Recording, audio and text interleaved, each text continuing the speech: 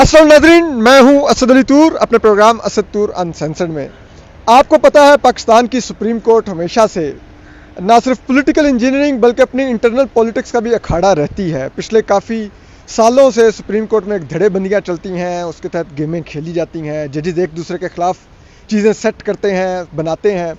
تو ابھی جیسا کہ جو جسٹس مظاہر اکبر نقوی جن پر کرپشن کے سنگین الزامات تھے وہ استعفیٰ دے کے گھر چلے گئے، تو جب ان کے خلاف ریفرنس کو سپریم جوڈیشل کونسل نے خارج کرنے سے انکار کیا تو سپریم کورٹ جوڈیشل کونسل کے چیئرمین چیف جسٹس قاضی فائز عیسیٰ کو بتایا گیا کہ ایک 2 ممبر بینچ کا فیصلہ ہے عافیہ شیربانو کیس میں، جس میں انہوں نے یہ کہا تھا کہ اگر کوئی جج مستعفی ہو جائے یا ریٹائر ہو جائے تو اس کے خلاف کارروائی آگے نہیں بڑھ سکتی. وہ کس کیس میں فیصلہ تھا؟ وہ عافیہ شیربانو صاحب کی پٹیشن تھی.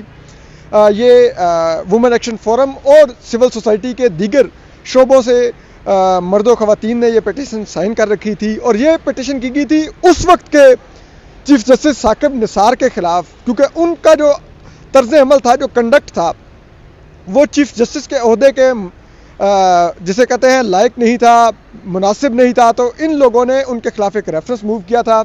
لیکن وہ انہی کے جو لائے ہوئے ججز تھے، جسٹس اعجاز اللہ حسن جو ہر وقت ان کے ساتھ اس مس کنڈکٹ میں گھوم پھر رہے ہوتے تھے، اور جسٹس منیب اختر جو ان کے مینٹور کے آپ کو پتہ ہے داماد تھے، ان دونوں نے وہ خارج کر دیا ان لوگوں کا وہ پٹیشن. لیکن آج یہ دوبارہ اپیل میں آئی ہیں، لیکن یہ اپیل میں تب آئے جب اس سے پہلے کہ اٹارنی جنرل نے ایک اپیل موو کی وفاقی حکومت کی طرف سے، حالانکہ وفاقی حکومت اس کیس میں فریق بھی نہیں تھی.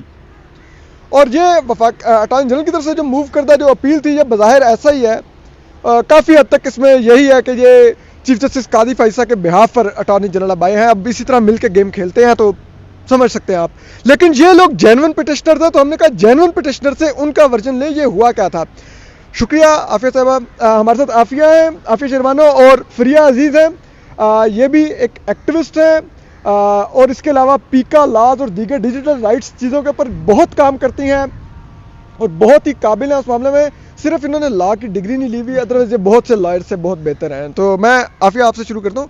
آپ لوگوں کی پٹیشن ثاقب نثار کے خلاف تھی، ثاقب نثار ریٹائر ہو کے چلا گیا، تو آپ لوگ پھر آئے اپیل کے اندر کہ وہ ریٹائر بھی ہو گیا ہے، تو جس کا یہ مطلب نہیں کہ اس کے خلاف اپیل ریفرنس آگے چل نہیں سکتا یا آپ کی شکایت پر کارروائی نہیں ہو سکتی.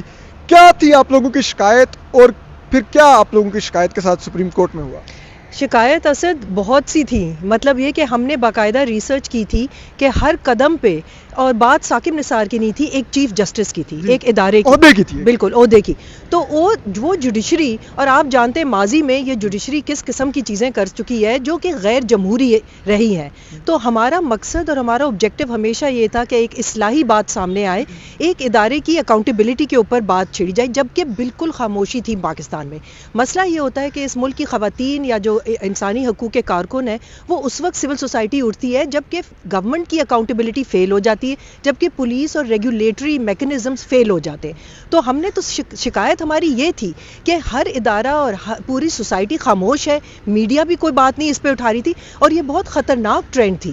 ہم نہیں چاہتے تھے جو کچھ ثاقب نثار کر رہا تھا، جو ثاقب نثار کر رہے تھے، ایک پاپولسٹ ایڈونچرسٹ جوڈیشری دکھ رہی تھی، ہر اور پولیٹیکل انجینئرنگ میں رول پلے کر رہی تھی. دیکھیں پولیٹیکل انجینئرنگ، ہمارا تو موقف یہ رہا ہے، آپ جانتے ہیں 8ویں ترامیم سے لے کے اب تک، کہ ایک ادارے کو جمہوریت میں ایک ادارہ دوسرے ادارے کے چکر میں نہیں پڑ سکتا ہے، ان کا کردار نہیں ادا کر سکتا، ان کی اسپیس انکروچ نہیں کر سکتا. اور ثاقب نثار تو کر رہے تھے یہ، وہ دوسرے، جیسے کہ ہم نے اپنے ریفرنس میں لکھا بھی تھا کہ وہ کمانڈیئر کر رہے تھے جیسے کہ چیف عوامی سٹاف ہے، وہ لیجسلیٹ کر رہے تھے جیسے کہ وہ پارلیمنٹیرین ہے، وہ پالیسیز ایسے بنا رہے تھے جیسے کہ وہ بیوروکریٹ ہے. یہ تو بالکل جمہوریت کے خلاف ہے. ہسپتالوں میں گھوم رہے ہیں، ڈیم فنڈ جمع کر رہے ہیں، ٹھیک ہے. مطلب یہ پرسنل بات نہیں ہے، بات یہ ہے کہ جب آپ ایسے عہدے پہ بیٹھ کے آپ ایسی چیزیں کرتے تو یہ ٹرینڈ سیٹ ہو جاتا ہے. پھر آنے والے بھی کوشش کرتے ہیں کہ وہ بھی پاپولسٹ بنے، ان کے اندر بھی ٹیمپٹیشن آ جاتی ہے کہ یار ہم نے بھی اس طرح میڈیا کوریج میں آنا ہے، ذرا ہماری بھی ہیڈ لائنز فلیش کریں.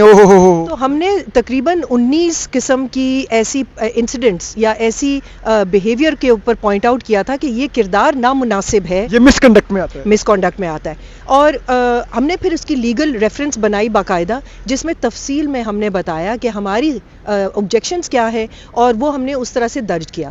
جیسے آپ بتا رہے ہیں کہ ان کا پھر جو آگے کارروائی ہو وہ ہمارے لیے ایک لرننگ پروسیس ہے، اور عام شہری کے لیے بھی، کہ ہمیں بھی آنا چاہیے کہ رائٹ ٹو انفارمیشن. اور یہ آزاد، اگر ہم نے عدلیہ آزاد دیکھنی ہے تو یہ بہت ضروری ہے کہ انٹرنل ان کی جو میکنزمز ہیں وہ ہر شہری کا حق ہے. یہ بنیادی حق ہے کہ ہمیں پتہ چلے کہ ایک ادارہ کس طرح سے چلتا ہے اور اس کے اندر اپنی انٹرنل اکاؤنٹیبلٹی کیا ہوتی ہے، کیسے ہوتی ہے.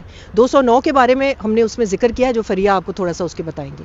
اچھا فریہ، 209 پر بھی بتائیے گا، جو ایک جج کی تعیناتی اور ریموول کا جو آرٹیکل ہے آئین کے اندر، لیکن ساتھ یہ بھی بتا دیجیے گا کہ آپ لوگ جو اٹارنی جنرل ہیں وہ تو شاید چیف جسٹس قاضی فائزہ کی بظاہر تسکین کے لیے آئے ہیں، آپ لوگ تو کسی ایسے عمل کا حصہ نہیں ہے، یا آپ لوگ ایک انڈیپینڈنٹ اس سے آئے ہیں، اور آپ لوگوں کا جو ٹارگٹ ہے وہ ہے کیا اچیو کرنا، کہ جج کی اکاؤنٹیبلٹی ہو تو ریٹائرمنٹ کے بعد بھی ہو، تو وہ کس طرح سے ہو، کیا آپ لوگوں کا ٹارگٹ ہے؟ دیکھیے اسد، میں کسی پہ بھی کوئی موٹیوز نہیں امپیوٹ کروں گی، ٹھیک ہے. وہ کس وجہ سے آئے، جہاں تک حکومتی اپیل کا تعلق ہے، وہ ایک پریس ریلیز جو شائع کی گئی تھی اس میں ہم نے یہ ضرور کہا ہے کہ حکومت کے ایمز ہو سکتے ہیں کہ یہ جیسے مظاہر علی نقوی کا وہ پرسو کرنا چاہتے ہیں اور اس لیے اپیل وہ لے کر آئے ہیں. آپ لوگ کا کندھا استعمال کرنا چاہ رہے ہیں. میں اگین یہی کہ ہمارے جو پریس ریلیز میں یہ کہا گیا کہ ان کے الگ فرق موٹیوز ہیں، انہوں نے اپیل دائر کی. ہمارا مقصد کبھی بھی کسی فرد کو نہ پہلے نشانہ بنانا تھا نہ اس وقت، یہ فرد کے بارے میں ہے ہی نہیں. ہمارا ایک پروسیس کے بارے میں ہے کہ آپ جب ایک کانسٹیٹیوشنل آفس ہولڈ کرتے ہیں تو کوئی ذمہ داری عائد ہوتی ہے، آپ پہ کوڈ آف کنڈکٹ لاگو ہوتا ہے. جب آپ اس کی پامالی کرتے ہیں تو اس کی پھر اکاؤنٹیبلٹی کا طریقہ، اس میں جو جج کی اکاؤنٹیبلٹی کا طریقہ ہے وہ 209 ہے. اس میں آپ ریفرنس دائر کر سکتے ہیں اور جو اس کی اکاؤنٹیبلٹی ہے وہ آفس سے ہٹا دینا ہے. اب ہم نے جس وقت یہ ریفرنس دائر کیا تھا وہ اس وقت سٹنگ چیف جسٹس تھے. سٹنگ چیف جسٹس آپ کو پتہ ہے کہ سپریم جوڈیشل کاؤنسل کے سربراہ ہوتے ہیں. اب ایک تو یہ بھی نقطہ اٹھتا ہے کہ وہ پھر کس طریقے سے ہائرارکی جو ہوتی ہے کہ سینئر پیونی جج اور باقی جو آپ کے پیئرز ہیں وہ آپ کی اکاؤنٹیبلٹی کریں گے، وہ جو سب سے اعلیٰ عہدیداران ہیں سپریم کورٹ کے. دوسرا یہ کہ جب ہم نے ریفرنس دائر کیا تو مہینوں ہمیں کچھ پتہ ہی نہیں چلا، اس کے بعد وہ ریٹائر کر گئے. اب اگر 209 میں یہ بار ہے بھی کہ اب آپ نکال تو انہیں کو سکتے ہیں نا جو آفس ہولڈ کر رہے ہیں، ریٹائرمنٹ کے بعد نکالنے کا تو پھر.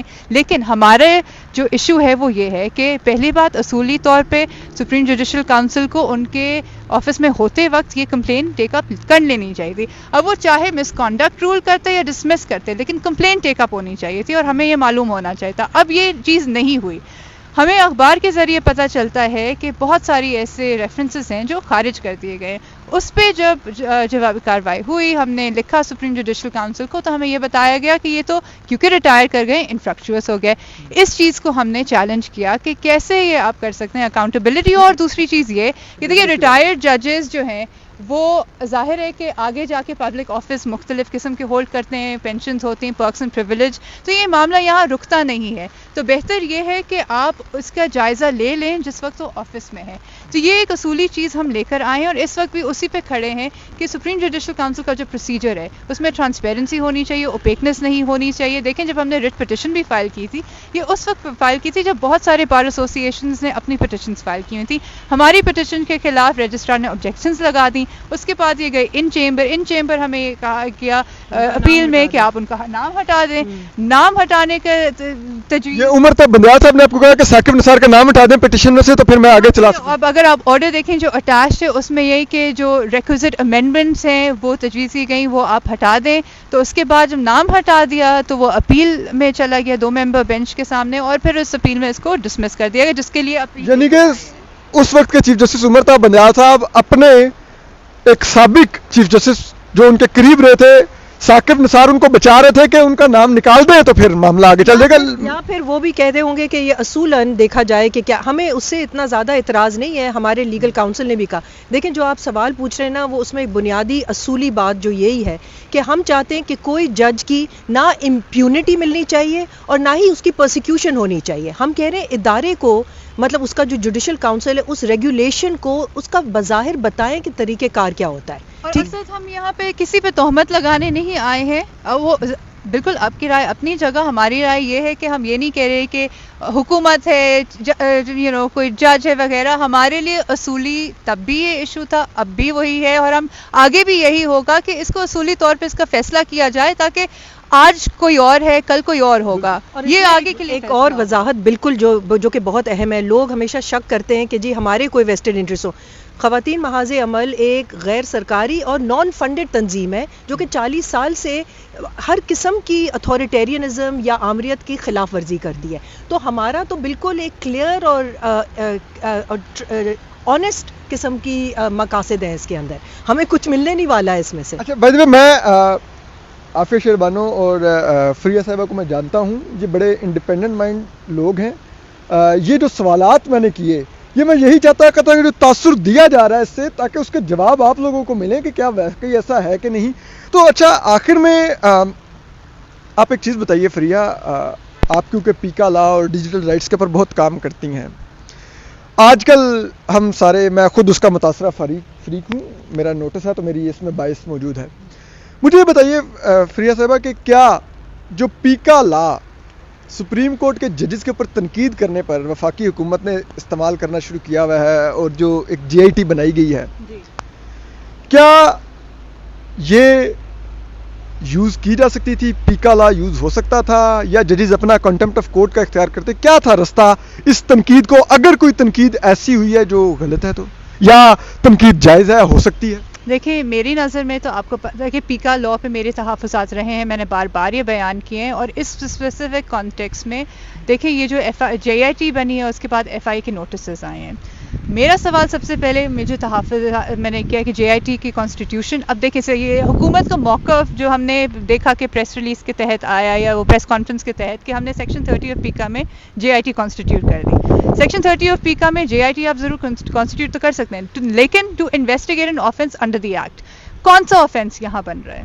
ٹھیک ہے, یہ ایک اہم بات ہے, کسی نے یہ سوال نہیں اٹھایا. یہ 2 دن ہیئرنگز چلی ہیں, ایک قانونی نقطہ میں نے نہیں دیکھا. افسوس کی بات ہے نہ بار ایسوسی ایشنز کی طرف سے آیا, نہ صحافیوں کی طرف, ان کی تنظیموں کی طرف سے یہ نقطہ اٹھایا گیا کہ قانونی جواز نہیں, قانونی جواز کیا بنتا ہے یہاں, کسی نے یہ اس پہ غور نہیں کیا. ہم بات کریں آرٹیکل 19 کی ایکسیپشن اور کوڈ آف کانڈکٹ, وہ تو بہت بات کی باتیں, یہاں پہ قانونی نقطہ ہی کوئی نہیں دیکھ رہا کہ ان کے پاس اختیار ہے بھی یا نہیں ہے.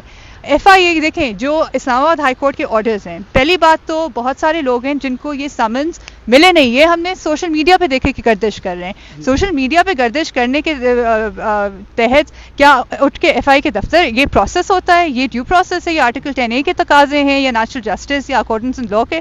دوسری بات یہ کہ آپ نے جب یہ نوٹسز آئے تو یہ کیوں ریکارڈ پہ کیوں نہیں جمع کرائے گئے؟ یہ کیوں نہیں کہا گیا کہ آپ JIT کی کانسٹیٹیوشن اور جو سمنز ہیں یہاں لے کر آئیں اور دیکھیں کہ کیا یہ لیگل ہے یا نہیں؟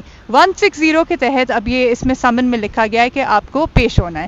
ان میں یہ نہیں بتایا گیا آپ کی کون سی ٹویٹ ہے, کون سا کانٹینٹ ہے, جو بھی ہے. ویگ قسم کا سمن اسلام آباد ہائی کورٹ کے آرڈرز موجود ہیں کہ یہ اس طرح سے ویگ نہیں ہو سکتی, کاپی آف کمپلینٹ جانی چاہیے. تو پہلی بات تو یہ بھی نہیں آئی.